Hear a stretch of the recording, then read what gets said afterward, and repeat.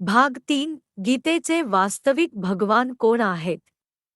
Metaphysics सत्ता ड्रामाचा तिसरा अभिनेता आहे, ज्याला परमपुरुष, परमात्मा किंवा ईश्वर म्हटलं जातं. ही मानव आत्मा आहे, ज्याचा आत्मधर्म क्यू अनंत असतो.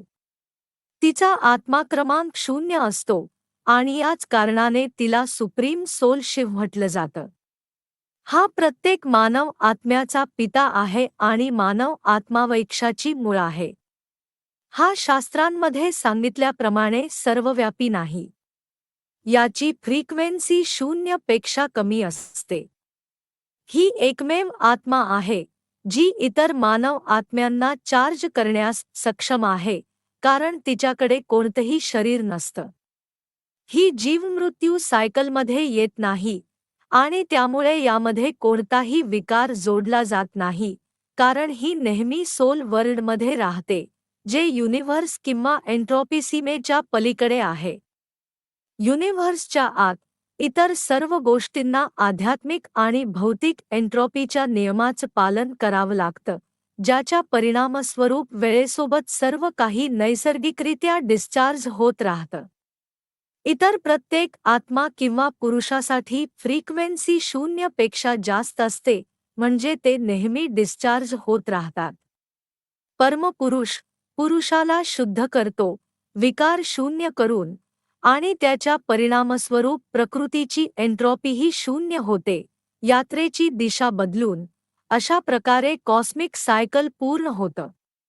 धर्मस्थापक काळ्या रेषेचा उतार कमी करतो. अशा प्रकारे तो कॉस्मिक सायकलची अवधी वाढवण्यात योगदान देतो आणि बॅटरी बॅकअपसारखं काम करतो, तर परमपुरुष चार्जरसारखं कार्य करतो, आणि हाच या ड्रामाला कॉस्मिक सायकल, अर्थात कालचक्र, बनवण्यासाठी उत्तरदायी आहे.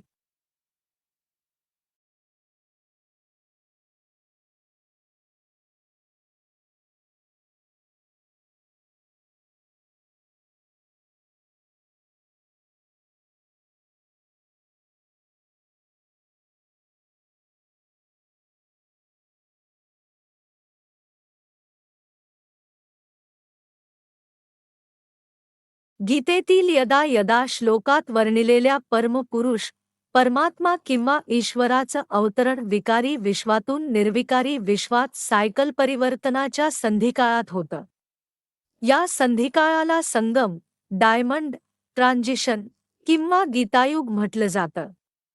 सच्ची गीता शिकवून मानवी आत्म्यांना चार्ज करणे हा उद्देश आहे, कारण परमपुरुष मानववैक्षाचे बीज असल्यामुळे मानववैक्षाच्या इतिहासाचे पूर्ण ज्ञान असलेले एकमेव ज्ञाता आहेत. एंजल वर्ल्ड म्हणजे तिसरी दुनिया, म्हणजे सूक्ष्म वतन, तात्पुरत्या स्वरूपात निर्माण केलं जातं, जेणेकरून परिवर्तनाचं कार्य करता येईल. हे कार्य शिवाच्या सहयोगार्थ त्रिमूर्ती म्हणजे ब्रह्मा, विष्णू आणि महेश यांच्या एनर्जी बॉडी किंवा सूक्ष्म शरीर द्वारे केलं जातं. ही परिघटना काही शास्त्रांमध्ये अप्रत्यक्षपणे विष्णूच्या अंतिम कल्की अवताराच्या रूपातही उल्लेखित आहे. अवतरणाचा सिद्धांत असा आहे की एका शरीरात 2 आत्मे असू शकतात. हा सिद्धांत धार्मिक संस्थापक आणि परमपुरुष दोघांवरही समान रीतीने लागू होतो. उदाहरणार्थ, धार्मिक संस्थापक जसे ख्राइस्ट, बुद्ध आणि महावीर यांच्या आत्मा अनुक्रमे येशू, गौतम आणि वर्धमान यांच्या मानव शरीरात अवतरित होतात. त्याचप्रमाणे परमपुरुष, परमात्मा अथवा भगवान, ज्यांना शिव म्हणतात, त्यांची आत्मा ब्रह्माच्या मानवी शरीरात अवतरित होते. ब्रह्माचे मानवी शरीर केवळ एक मानवी माध्यम म्हणून कार्य करते, ज्याद्वारे विश्वपरिवर्तनासाठी खरी गीता रोजच्या भारतीय भाषेत सांगितली जाते.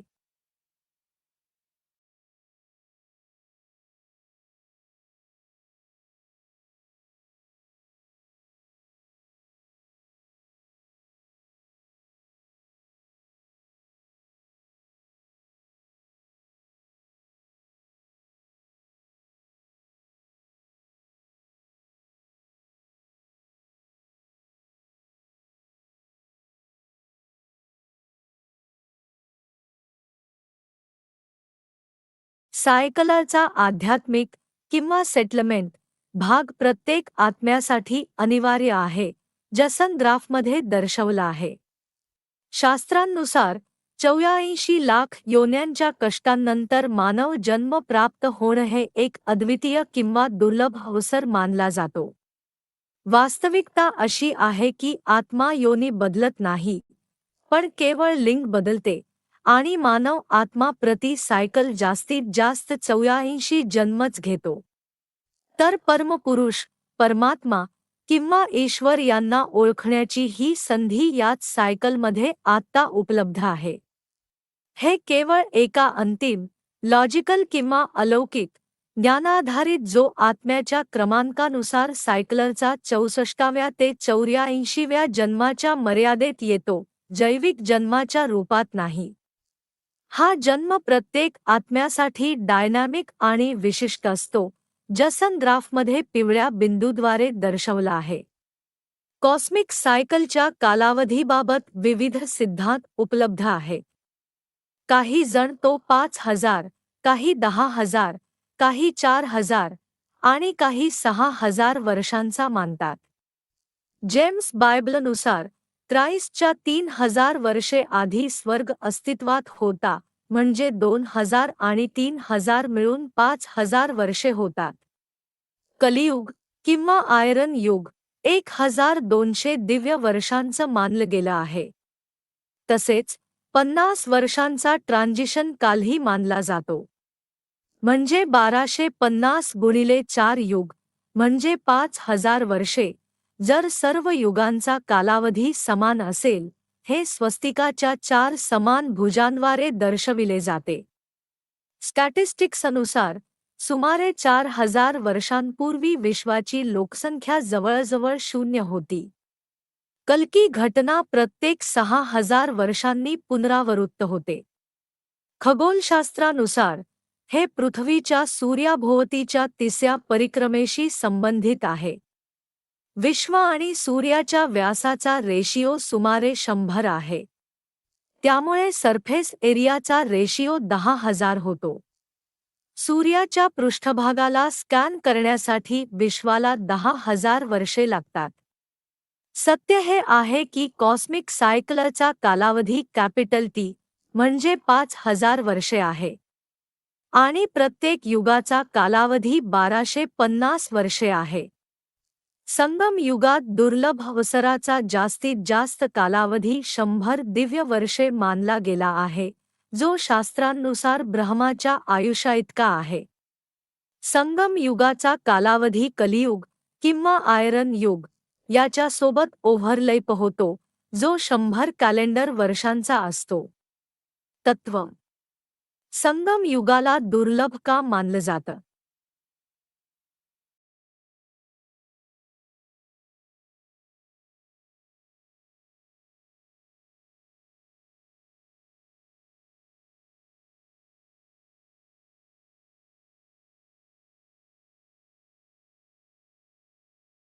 डायग्राममधला पिवळा बिंदू कॉस्मिक सायकलच्या वर्तमान वेळेला दर्शवतो.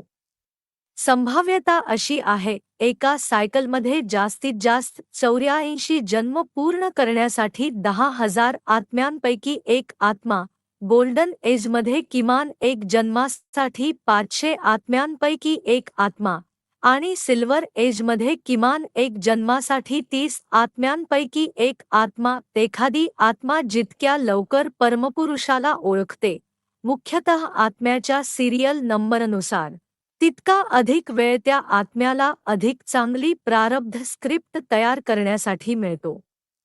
हा दुर्लभ जन्म केवळ 33 कोटी आत्म्यांच्या त्या क्रिटिकल माससाठी आहे, ज्यांना काही शास्त्रांनुसार स्वर्गात निवास करणारे देवीदेवता किंवा फरिश्ते मानले गेले आहे.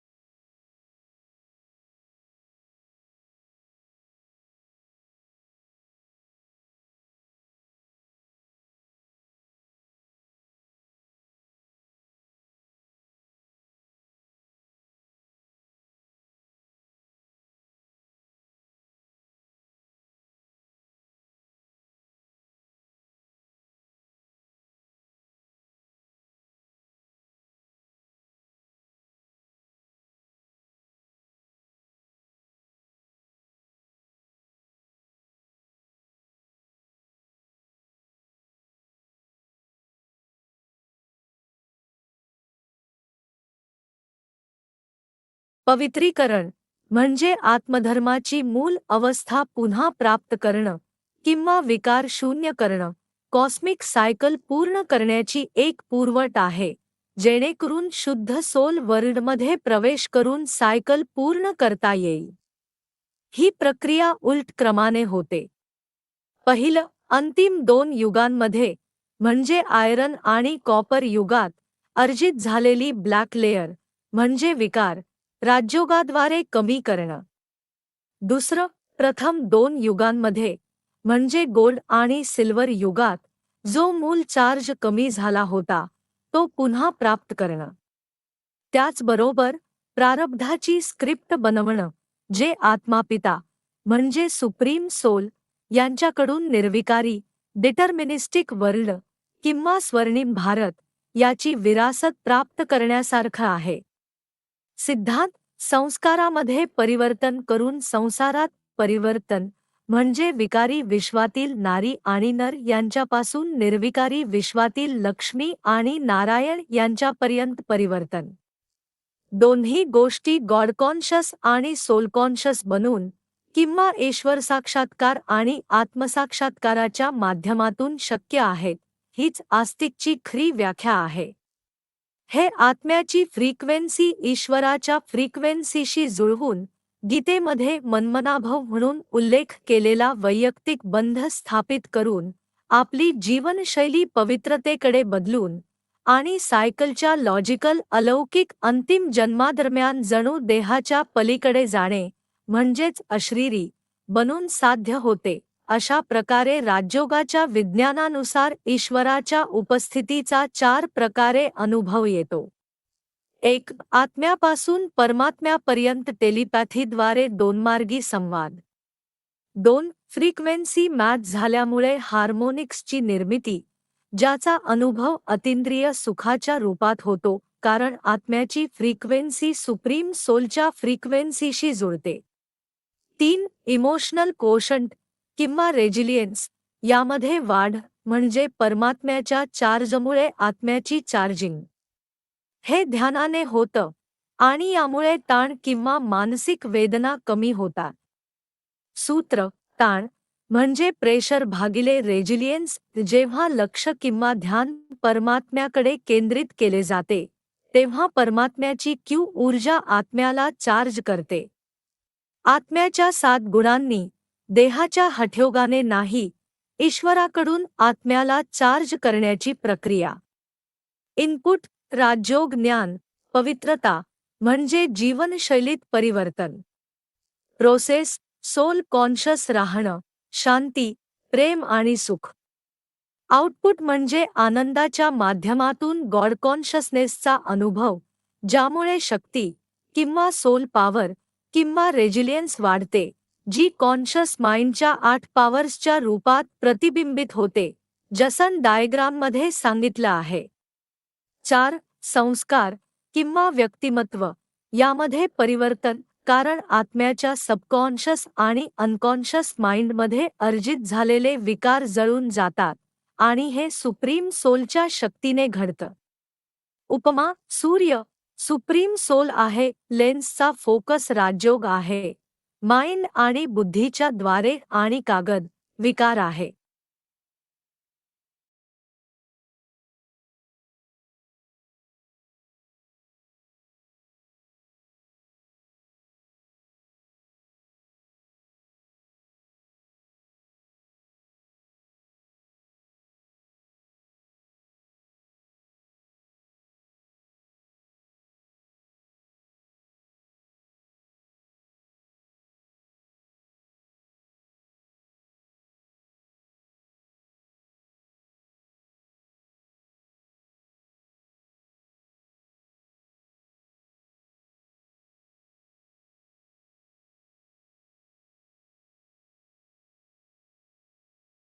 प्रत्येक आत्म्यासाठी सायकल पूर्ण होणे अनिवार्य आहे. हे किंवा तर योग अर्थात गॉड कॉन्शस अवस्थेत केलेल्या कर्मांद्वारे घडते, जे चित्रात लाल रेषेद्वारे दर्शवलं आहे, किंवा मग कर्मभोगाद्वारे घडते, जे चित्रात काळ्या रेषेद्वारे दाखवलं आहे. कर्मभोगाचं दुःख सर्व आत्म्यांसाठी अनिवार्य आहे, कारण विकारी वर्ल्डच्या यात्रेदरम्यान बॉडी कॉन्शियस अवस्थेत केलेल्या विकर्मांना शून्य करावंच लागतं. हे शून्यकरण किंवा तर शारीरिक आणि मानसिक वेदनेच्या माध्यमातून, म्हणजे कर्मभोगाने, होतं, जिथे कर्माला क्रॉसच्या रूपात दर्शवलं आहे. न्यूटनचा नियम: प्रत्येक क्रियेची एक विलंबित प्रतिक्रिया असते आणि हा विलंब कर्मिक स्क्रिप्टनुसार अनेक जन्मांपर्यंत वाढू शकतो, जसे काळ्या रेषेद्वारे दर्शविले आहे. दुसरा पर्याय राजयोग आहे. यात मानसिक दुःखाचा भोग होत नाही आणि कर्माला पॉझिटिव्ह मानलं जातं. राजयोगाने प्रारब्ध स्क्रिप्ट तयार होते, जी रूहानी कर्मांनी बनते की जिस्मानी पुण्यकर्मांनी. हेच कार्य एका दुर्लभ जन्मात, अर्थात संगम युगात, होतं, ज्याचं फळ निर्विकारी वर्ल्डच्या 20 जन्मांपर्यंत मिळतं. ही संधी 33 कोटी विशेष आत्म्यांसाठी लागू मानली जाते. अनकॉन्शियस माइंड शेवटी आला, आधी गेला या सिद्धांताच्या आधारावर कार्य करतं, म्हणूनच ब्लॅक लेयरच्या रूपात दाखवलेले विकार अस्तित्वात असतानाही गॉड कॉन्शियस असल्यामुळे जी चार्जिंग होते, त्यामुळे आत्मधर्म आउटपुटमध्ये तसाच प्रकट होतो जसा निर्विकारी वर्ल्डमध्ये होतो. म्हणूनच याला श्रेष्ठ किंवा पॉझिटिव्ह कर्म म्हणतात. सामान्य ध्यान म्हणजे वर्तमान क्षणाची जागरूकता, तर गॉड कॉन्शियस किंवा राजयोग म्हणजे प्रत्येक क्षणी परमात्म्याची जागरूकता किंवा स्मृती. हे मेटाफिजिक्स घटना, अर्थात राजयोग, यामुळे शक्य होतं. हेच सतोपासून तमोकडे जाणाऱ्या एकदिशीय दिशेला उलटवतं. तीच यात्रा, जी अन्यथा थर्मल डेथकडे गेली असती, आता सायकल पूर्ण करण्याच्या दिशेने अग्रसर होते.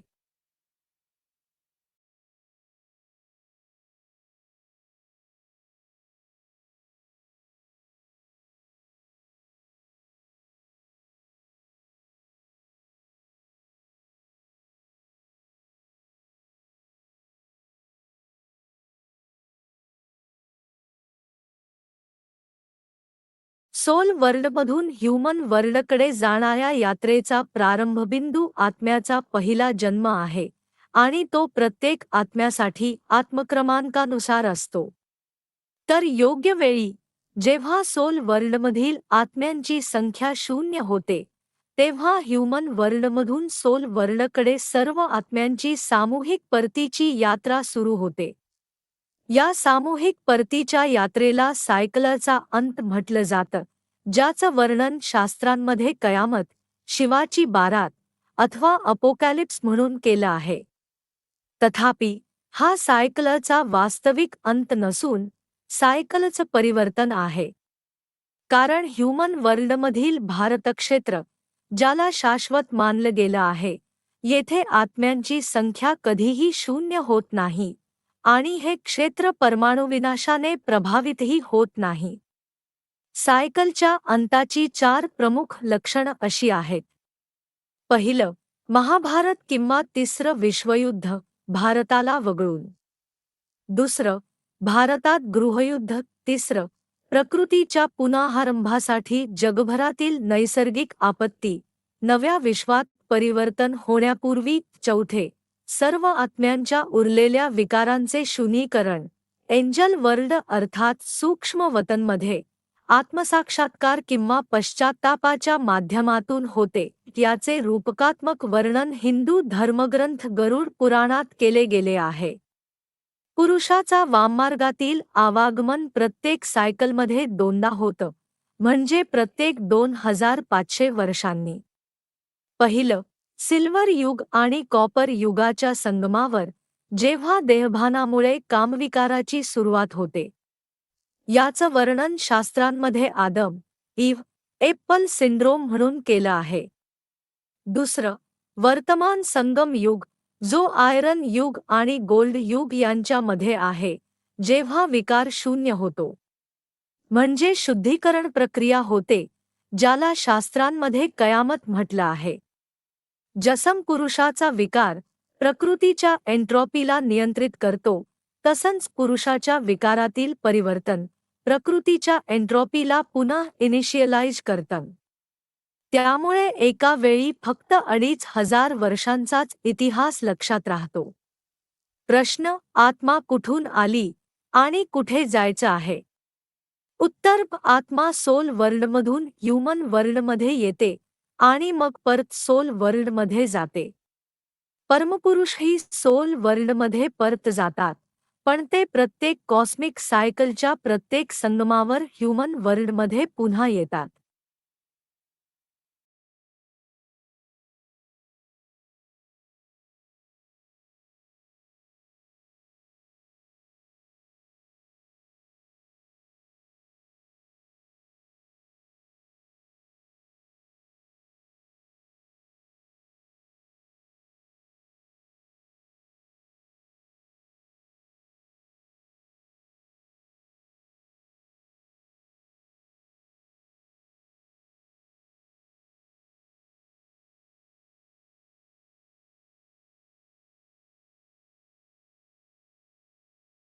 सोल वर्ल्डमधून ह्युमन वर्ल्डमध्ये आत्म्याचा पुनःप्रवेश होण्याचा अर्थ असा आहे की निर्वाण किंवा विलय होत नाही.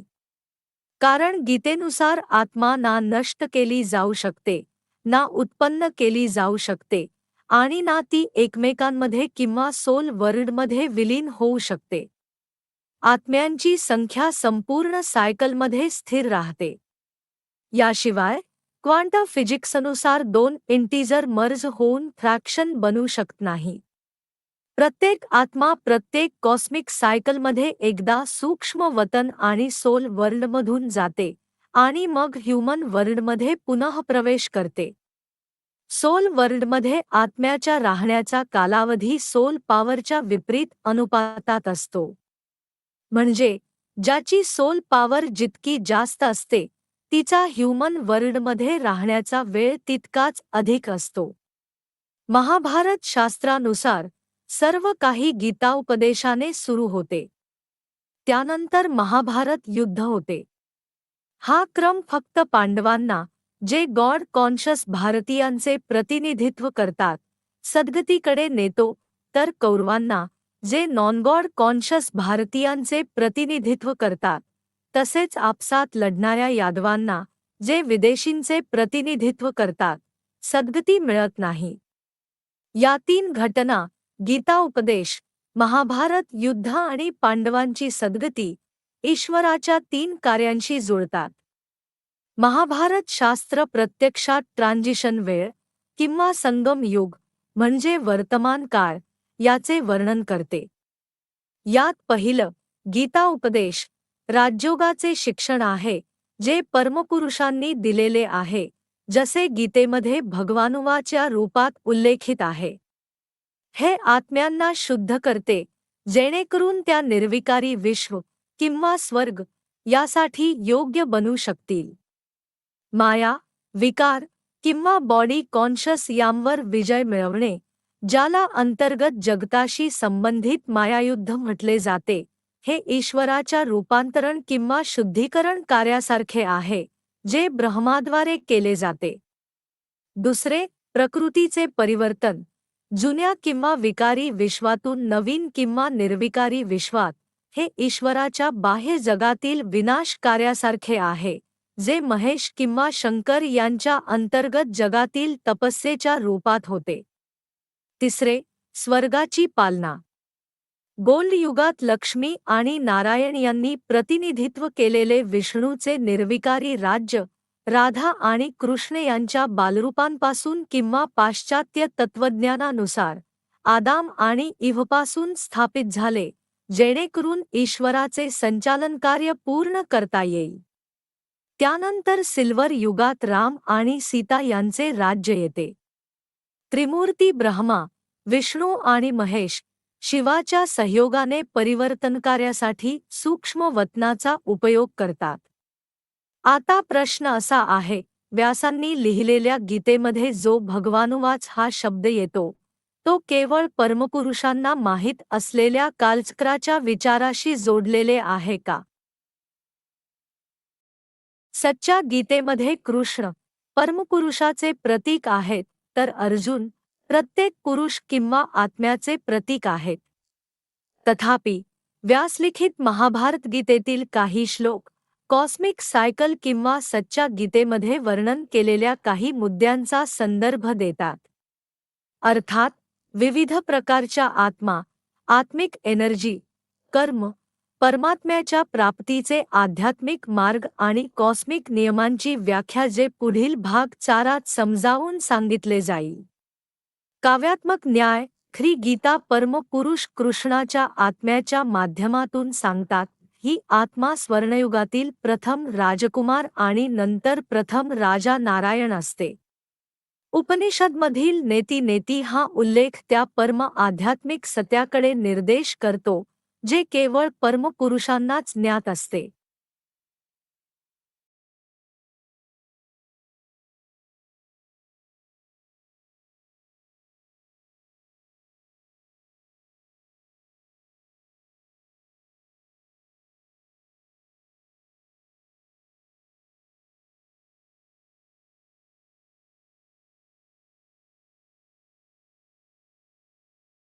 डायग्राममध्ये यावेळी प्रत्येक आत्मा पिवळ्या बिंदूवर आहे आणि तिच्यासमोर 2 विकल्प आहेत.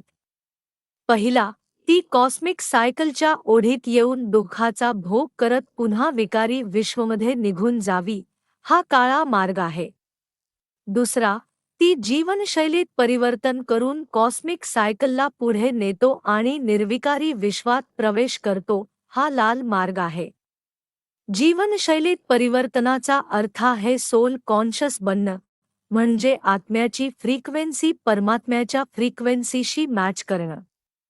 अध्यात्म म्हणजे संन्यास घेणे नव्हे, तर कालचक्राच्या वर्तमान संदर्भाला समजून आपल्या मुख्यतः वैचारिक जीवनशैलीत किंवा आंतरिक विश्वात सूक्ष्म परिवर्तन करणे होय. जिथे शरीराचे वय काहीही असले तरी प्रत्येक आत्मा वानप्रस्थ अवस्थेत आहे. ही जाणीव आत्ताच झाली नाही तर कदाचित खूप उशीर होईल.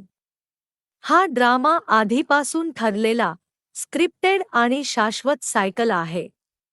आत्मा ड्रामाकडे न्यारेपणाने किंवा साक्षीभावाने पाहू शकते जेव्हा ती आपल्या स्वानुभवाला ओनरशिप, अहंकार आणि रोल कॉन्शियसनेस किंवा डुईंग कॉन्शियसनेस पासून ट्रस्टीशिपकडे वळवते आणि आत्म्याच्या 7 मूळ गुणांमध्ये स्थित बीइंगच्या अवस्थेच्या रूपात सोल कॉन्शियसनेसला प्राधान्य देते.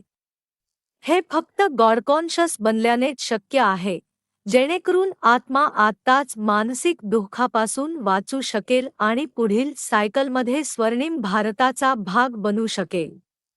निष्कर्ष असा आहे की येथे जे समजावून सांगितलं आहे तीच प्रत्येक आत्म्यासाठी अनुसरण करण्याजोगी ही परमात्म्याची सच्ची गीता आहे, जेणेकरून ती अर्जित विकारांपासून मुक्त होऊन आपल्या श्रेष्ठ स्वरूपाला प्राप्त करू शकेल आणि कॉस्मिक ड्रामाची तटस्थ साक्षी बनू शकेल, जिथे प्रत्येक आत्मा नकळत आधीपासून रेकॉर्डेड स्क्रिप्ट निभावत आहे. संपूर्ण कल्याणकारी विश्वनाटकाचे ज्ञान आत्म्याला नाटकातील कोणत्याही दृश्याच्या प्रभावापासून अलिप्त राहण्याची शक्ती देते. भाग 3 समाप्त.